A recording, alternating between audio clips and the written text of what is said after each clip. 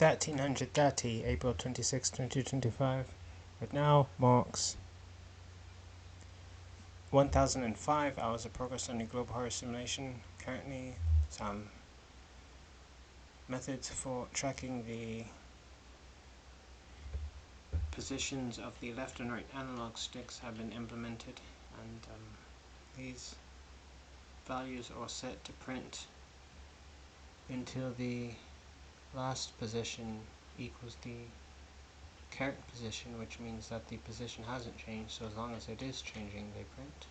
So in addition to the bumpers, the alphabetical buttons and the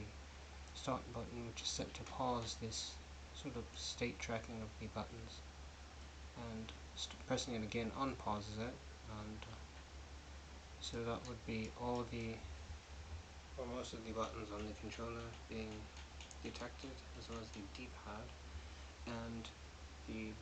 back or select button exits out of the program in order to confirm that the program can return 0 properly. The intention going forward, now that this has been implemented or figured out, such as how to basically create a X input project to detect controller input, the intention going forward is to look into getting the orientation of 3D models to appear accurately between Blender and the DirectX render, as Blender uses a right hand coordinate system, whereas DirectX uses a left hand, which means that models appear differently when loaded into the render. The intention is to see if there are ways within the FBX SDK to convert models from right-handed to left-handed, and if there are not, then create a custom model view projection matrix in order to sort of set things properly.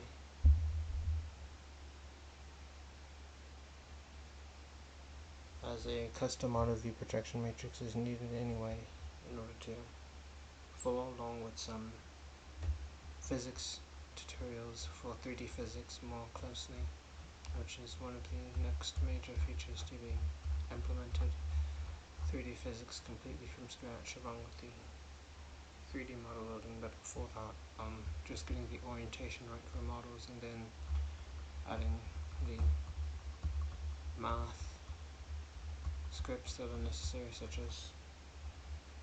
quaternion, vector, and matrix.